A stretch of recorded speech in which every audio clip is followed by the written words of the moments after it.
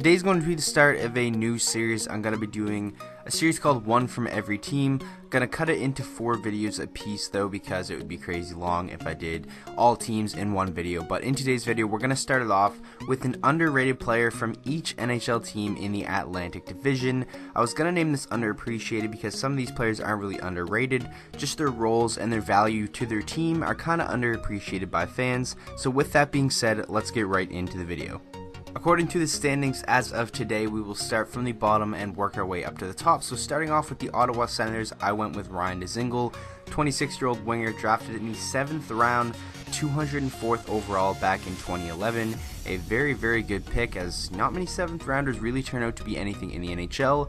And Ryan Dzingel in 238 career games has 60 goals and 60 assists for 120 points. And this year he really is having a career year for the Ottawa Senators, as he just sits 3 points shy of his career high in points of 41. He's currently sitting at 38 points, so an amazing season so far for Ryan Dzingel. But you know, it kind of goes under the radar because the Ottawa Senators don't really get a lot of media coverage, just because they're near the bottom of the league.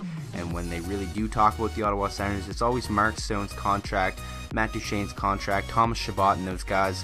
But quietly, as a 26-year-old, Ryan Dzingel is having a very solid season, and I definitely think he can be very valuable for a lot of teams if Ottawa does explore options of trading him. So a very solid player that I kind of think flies under the radar, and I would probably call him an underrated player, so that's why I went with him for the Ottawa Senators. Next up, we have Luke Glendening of the Detroit Red Wings. Now, this is the one that kind of made me teeter on the edge of naming this video underappreciated players as opposed to underrated, because I don't really think his skills by any means are underrated, or people should be talking about him as a good player, because he's really not a, top 6 scoring guy. I just think his value to a team is very underappreciated, especially by Detroit fans. He's 29 years old. He's an undrafted centerman, 413 career games, 43 goals and 53 assists for 96 points. Never really known to put up a lot of points, but he's a fantastic forechecker, a great penalty killer. He's never really out there making mistakes and, giving turnovers to the other team. He's just a very solid player, and I thought he was going to be traded actually last trade deadline. I remember watching the trade deadline on TSN. He was a guy who his name was really thrown around a lot because I think he would really be fantastic for a lot of contending teams' bottom 6. Obviously, you can always use a guy who can kill penalties and just play a really good role. He's a fantastic role player, and that's why I put him on this list for the Detroit Red Wings, because I don't really think they have any other players that are necessarily underrated. So I decided to go with Luke Glendening because I definitely think his value to the team and his role is underappreciated. Next up is Vincent Trocheck of the Florida Panthers. Now, this is the best player by far on this list. He's 25 years old, the 3rd round pick, 64th overall back in 2011, 331 career games, 96 goals and 134 assists for 230 points. And that's some pretty good numbers, and I don't really know why I don't hear Vincent Trocheck's name thrown around a lot. Probably because he plays behind such an amazing center in Alexander Barkov. And, playing in Florida, you don't get too much coverage from the media, and a lot of fans don't talk about you. But he is only 25 years old, and obviously he has been injured throughout the majority of this season, but he still is having a fantastic year while he is healthy and while he is playing, with 18 points in 21 games. That injury was pretty scary. I'm glad he was able to come back relatively quickly, and Florida not really having the season that they had expected, but Vincent Trocheck definitely is a fantastic player, and like I said, he's only 25, still has probably around 7 more years left in his prime, so he's a player I love, and I definitely think a lot more people should watch him because he puts up really good numbers, and he's a guy I really think is very important to the Florida Panthers and is very underrated. One of the most underrated players in the league, in my opinion. Next up, from the Buffalo Sabres, I decided to go with Jake McCabe. Now, this is one of the tougher ones for me. I couldn't really pick anyone on Buffalo.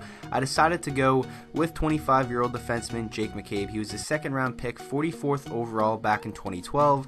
Up to this point in time, he has played 253 NHL games, has 14 goals and 45 assists for 59 points. Obviously, those numbers in those games don't really jump out at you, but he's a defenseman and not really an offensive kind of defenseman. I just think he's a very solid, second to bottom pairing defenseman, and I think he just doesn't really get a lot of acknowledgement because he plays behind defensemen like Rasmus Ristolainen, like Rasmus Dahlin, and obviously a team like this has guys like Jeff Skinner and Jack Eichel who get basically all the coverage when you're talking about this team. But I think Jake McCabe is very solid. He's a pretty big piece to their team, and he's been very solid for them this year. Buffalo having a fantastic year. They have cooled off a little bit.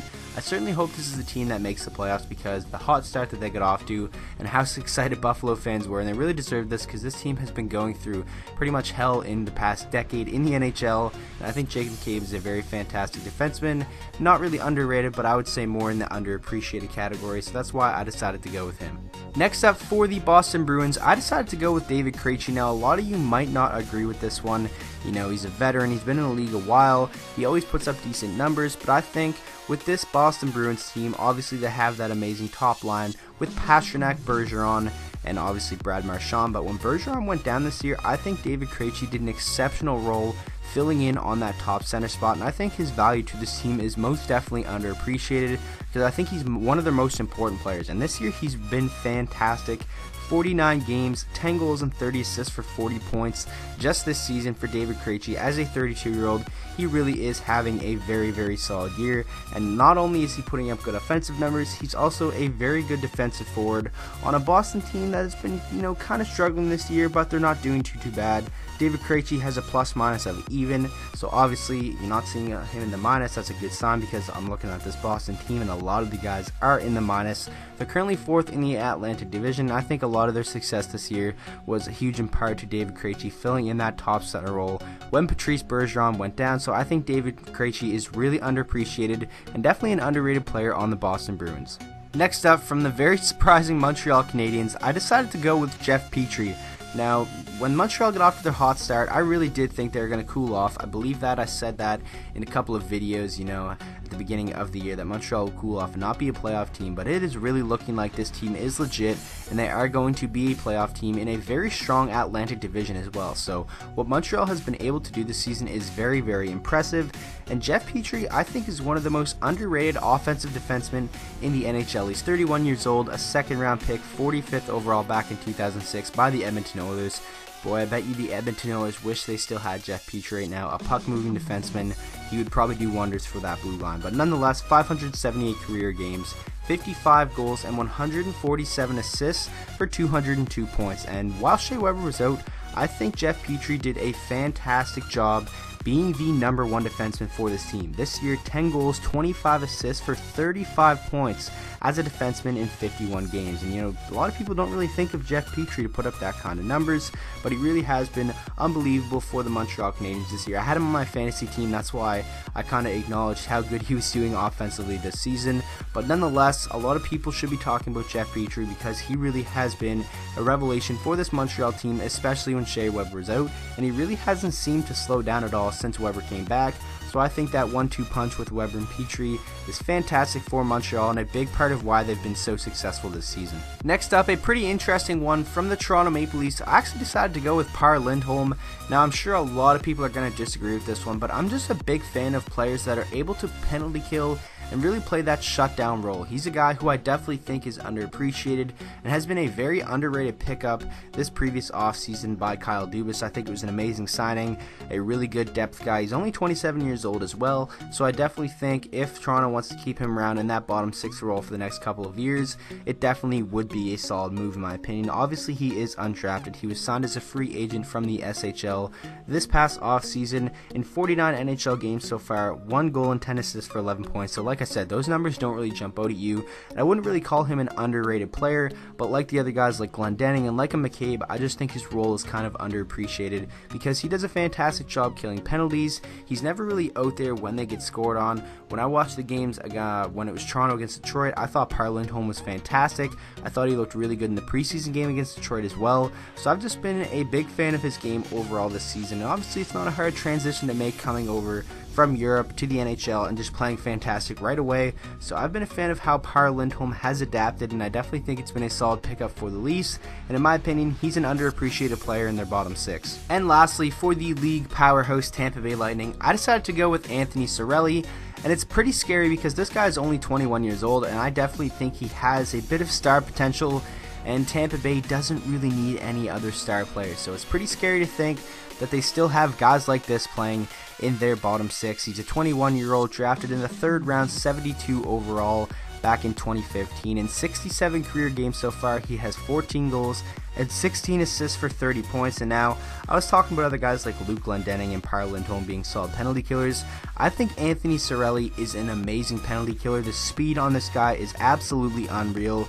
I've just been watching him when Detroit has played against Tampa Bay. This guy is flying around the ice.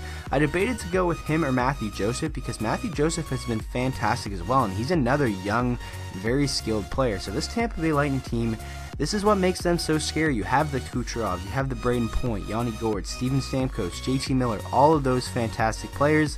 And then you get to their bottom six, and they still have amazing guys like Alex Killorn, Anthony Cirelli, Matthew Joseph. The list just goes on, and I definitely think he has potential to be a 60-point scorer in the NHL, or maybe even around 70. And like I said, that is just makes this Tampa Bay Lightning team that much more scary. So I think Anthony Cirelli has been unreal this season, and I definitely think we've only seen a glimpse of what he can do at an NHL level, especially if he doesn't play behind so many stars. So that is going to wrap up the video. I really hope you guys did enjoy, and make sure to let me know down in the comment section, what division do you guys want to see next when it comes to this series. I'm very curious to hear that. I also just posted something on my community tab where you guys send me mock trades down in the comment section, so that's going to be for a future video. If you want to be featured in that, go check out my community tab and throw some mock trades down in the comment section on that. So without further ado, I hope you guys enjoyed the video. If you did, please make sure to drop a like on it and subscribe to the channel for daily NHL content, and I will see you guys all in the next video.